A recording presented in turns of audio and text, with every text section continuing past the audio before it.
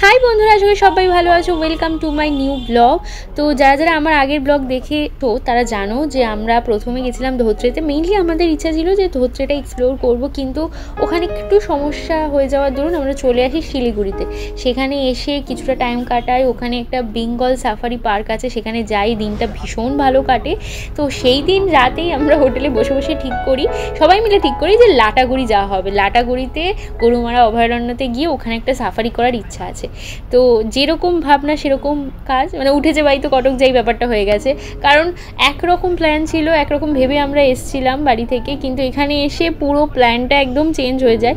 সেই অনুযায়ী আমরা পরের দিন সকালবেলা তাড়াতাড়ি উঠে ফ্রেশ হয়ে নিই। ফ্রেশ হওয়া মানে জাস্ট একটুখানি জামা কাপড়টা চেঞ্জ করেছিলাম আর দাঁত মেজে একটু ফ্রেশ হয়ে নিয়েছিলাম। তারপর আমরা হোটেলের সামনে যে এন্ট্রান্স স্পেসটা আছে সেখানে বসেছিলাম প্রায় 2 ঘন্টা। সেই 2 ঘন্টাতে শান্তনু বাকি দাদারা যারা ছিল সবাই বেরিয়ে গাড়ি ঠিক করতে গেছিলো। কারণ সেদিন ছিল 26শে ডিসেম্বর, আগের দিন 25শে ডিসেম্বর থাকার দরুন গাড়ি প্রচুর কম ছিল। তারপরে যেহেতু হঠাৎ করে প্ল্যান করা, গাড়ি ঠিক করতে ভীষণ সমস্যা হচ্ছিল, একটা গাড়ি পাওয়া যাচ্ছিল না। তা 2 ঘন্টা আমরা বসে থেকে থেকে ওরা অনেক কষ্ট করে একটা গাড়ি জোগাড় করে এবং যথেষ্ট একটু বেশি বাজেটেই আমরা গাড়ি ঠিক করি। সেখান থেকে আমরা এখন যাচ্ছি ডুয়ার্সের উদ্দেশ্যে। যেহেতু অনেকটা যাতায়াত পড়ে গেছে, মানে 2-3 দিন এতটা জার্নি করে ফেলেছি। প্রথমে নিউ জলপাইগুড়ি থেকে ধোত্রে থেকে আবার শিলিগুড়িতে আসা, শিলিগুড়ি থেকে আবার ডুয়ার্সে যাচ্ছি। তো সবাই ভীষণ ক্লান্ত। তো সাইট সিন সেরকম হয়নি যেতে যেতে। তো দেখো আমরা প্রায় চলে এসেছি করোনেশন ব্রিজ। এই ব্রিজটা তো ভীষণ বিখ্যাত। দেখো দু সাইডে লোকজন ফটো তুলছে। আমার একটু নেমে কিছুক্ষণ টাইম কাটানোর ইচ্ছা ছিল, কিন্তু সবাই বলছে না চলো চলো ডুয়ার্সের দিকে যাই, লাটাগুড়ির দিকে যাই। তো দেখো নিচে তিস্তা নদীটা কি সুন্দর লাগছে না। আর এই করোনেশন ব্রিজটা তো সবাই জানো যে দার্জিলিংয়ের সাথে কালিম্পংকে জয়েন করে। তো ব্রিজটা আমার ভীষণ ভালো লাগে, নিচ থেকে এর কাটিংটা খুব সুন্দর। তো তারপরে আমরা যেতে যেতে দেখো রাস্তার দুপাশে খুব ভালো একটা জিনিস দেখতে পেয়েছি, মানে প্রচুর হনুমান। দেখো ছোট মাঝারি বড় সব সাইজের হনুমান চোখে পড়ছিল। আর সেইগুলো দেখে মেইনলি আমাদের গাড়িতে বসে থাকা পুচকেগুলোর আনন্দ আর ধরে না, ওদেরই আসল মজা। তো যতই আমরা ডুয়ার্সের দিকে যাচ্ছিলাম, লাটাগুড়ির দিকে যাচ্ছিলাম, দেখো সাইড সিনটা চেঞ্জ হতে শুরু করেছে। পাহাড় থেকে এখন কিন্তু সমতলে প্রায় চলে এসেছি, কিন্তু চা বাগান যেটা মেইন অ্যাট্রাকশন সেটা চোখে পড়েছে। দার্জিলিংয়ে চা বাগানটা একটু দেখবে ডিপ কালারে, মানে ডিপ সবুজ লাগে চা পাতাগুলো, কিন্তু এখানে একদম হালকা সবুজ, দেখতে মনটা চোখটা জুড়িয়ে যায়। তো আমরা প্রায় কাছাকাছি চলে এসেছি। হোমস্টেটা আমরা লাটাগুড়িতে একটা হোমস্টে ঠিক করেছিলাম, সেই দিকেই যাচ্ছি। লাটাগুড়ি স্টেশনের পাশ দিয়ে একটা গলি আছে, সেই দিক দিয়ে যেতে হবে, সেই অনুযায়ী আমাদেরকে বলা হয়েছিল। কিন্তু সমস্যায় কি পড়েছিলাম জানো, মানে সেই যে গলিটার মুখে কাজ হচ্ছে। তো কি করব সবাই টেনশনে পড়ে গেছি। আর যে গাড়িটাতে করে আমরা আসছিলাম, গাড়ির ড্রাইভারও জায়গাটা চেনে না সেরমভাবে। প্রচুর সমস্যা হয়ে গেছিলো, কিন্তু আমি সেটা ভিডিওতে তোমাদের দেখাতে পারিনি। অনেকটা খোঁজাখুঁজির পর একে ওকে জিজ্ঞেস করার পর আমরা প্রথমে যে গলিটায় ঢুকেছিলাম জানা গেল যে সেইটাই ঠিক, এবং সেইটাতেই সোজা গেলে আমরা হোমস্টেটা পেয়ে যাব। তো ফাইনালি আমরা দেখো চলে এসেছি ডাইনাস্টি ইন হোমস্টেটাতে, যেটা লাটাগুড়িতে অবস্থিত। আমি ঢুকে লিটারেলি যখন গাড়িটা ঢুকছে না, আমার মনটা এত খুশি হয়ে গেছে। প্রথম দিকে খুব খারাপ লাগছিল যে আলটিমেটলি জায়গাটা কোথায় খুঁজেই পাওয়া যাচ্ছে না, এদিক ওদিক গলি গালা দিয়ে যেতে হচ্ছে। কিন্তু যখন আমরা পৌঁছেছি সেই মুহূর্ত থেকে আমার হোমস্টেটা কিন্তু পছন্দ হতে শুরু করেছে।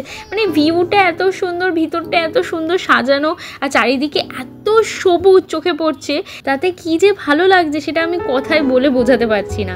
আর পার্কিং লটের পাশেই দোলনাটা ছিল। ওই পুচকেগুলো দেখো দোলনা পেয়ে যে কি খুশি, ওদের খুশি দেখে আমাদের ভালো লাগছে। আর তারপর সোনে পে সোহাগা যে ব্যাপারটা, সেটা হলো যে আমরা ডরমিটরি রুম খুঁজছিলাম। ঘুরতে এসে আমরা 3টে ফ্যামিলি ইচ্ছাই ছিল একসাথে থাকবো, এটা পেয়ে যাওয়ায় মনটা একদম গার্ডেন মানে দিল গার্ডেন হয়ে যাওয়া ব্যাপারটা হয়ে গেছে। আচ্ছা চলো এবার তোমাদেরকে বলে নিই ডরমিটরি রুমটা ভাড়া আমাদের কত নিয়েছিল। আমরা প্রত্যেক দিন শুধু থাকার জন্য, মানে শুধু লজিং এর ব্যবস্থা ছিল ওখানে, ফুডিংটা আলাদা। তো থাকার জন্য আমাদের ওখানে ভাড়া ছিল প্রত্যেক দিন 2000 টাকা করে। আর আমাদের মনে হয়েছিল কস্ট এফেক্টিভ, কারণ প্রত্যেকটা রুম আলাদা আলাদা ভাড়া করতে গেলে 2 থেকে 2500 টাকা, সেটা অনেকটা কস্ট পড়ে যাবে। তো এটাই আমাদের মনে হচ্ছে ঠিকঠাক। আর চারপাশটা দেখো কি সুন্দর, মালিরা এসে এসে কিছুক্ষণ অন্তত জল দিচ্ছে, ধনেপাতা গাছ, কত রকমের ফুল গাছ রয়েছে। তো চলো চট করে তোমাদের রুমটা দেখিয়ে দিই। 3টে দেখো ডাবল সাইজের বেড দেওয়া হয়েছে। গিয়ে প্রথমে জিনিসপত্র রেখে আমাদের এত খিদে পেয়েছিল, তাড়াতাড়ি খাবার জায়গাটায় চলে যাই এবং আমরা আগে থেকে বলিনি, ওদেরকে আগে থেকে বলে রাখলে ভালো হতো। তো গিয়ে পর আমরা তাড়াতাড়ি বললাম এতটা জার্নি করে এসেছি, হালকা পাতলা জাস্ট ভাত, ডাল, আলু ভাজা আর একটুখানি ডিমের মামলেট করে দিতে। সেই অনুযায়ী ওরা রান্নাবান্না করে দেয়। 10 থেকে 20 মিনিটের মধ্যে রান্নার ডান। আমরা খেয়ে দিয়ে চট করে ঘুমিয়ে পড়ি আর বিকেলবেলা একেবারে এক ঘুম দিয়ে উঠি। জাস্ট দুষ্টুমিটা দেখো। হ্যাঁ, এরা দুষ্টুমিটা দেখ একটু কি করছে, কি করছে সাবানগুলো ওখানে। ওই দেখ কান্নাকাটি দেখ। এখন ওটার উপরে উঠবো। এখান থেকে হাসি পরে পুরো থুমুন্ডে ঘেরে পড়বে। হ্যাঁ না বলে গেলে শুরু করছেন। হ্যাঁ দুষ্ট 10টা রে, দুষ্টুটা কই রে, এ দুষ্টুটা কোথায় রে, কোথায় দুষ্টুটা? এই যে দুষ্টুর দিদি, দুষ্টুর মেজদি, এটা হলো দুষ্টু আদিত্য, তাই তো? আমরা যখন হোমস্টেতে ঢুকছিলাম তখন আমাদের যে ডমিটরি রুমটা আছে তার উল্টো সাইডে যে বললাম না যে গার্ডেন মতো করা জায়গা আছে, সেইখানে দেখলাম একটা বনফায়ারের প্লেস আছে।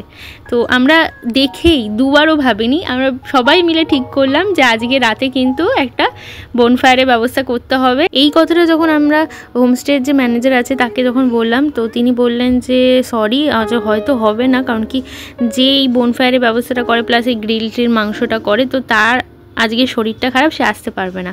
কিন্তু আমরা বারবার ইনসিস্ট করাতে ওরা ওখানকারই যে কুকিং স্টাফরা আছে তাদের মাঝখান থেকে একজনকে বেছে নেয়। সে এসে আমাদের ওই দিনটা আমাদের জন্য সুন্দর করে এই বনফায়ারের ব্যবস্থাটা করে, গ্রিল করা মাংসটা। এটা পুরো আমার কাছে একটা নতুন একটা এক্সপিরিয়েন্স ছিল। গরম গরম চা নিয়ে আমরা সন্ধেবেলা সবাই গোল করে এই বনফায়ারের সামনে বসে আড্ডা মারছি, আর তার সাথে চলছে কিন্তু গানের লড়াই। চলো সেই মুহূর্তগুলো তোমাদের সাথে একটু শেয়ার করে নিই।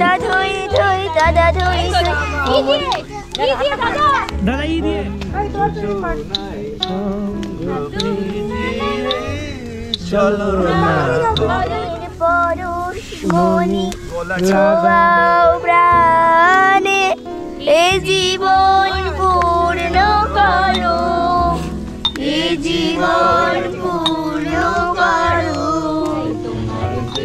তোমার নীতি চলাছে ও নদীরে, একটি কথা শুধাই শুধু তোমারে।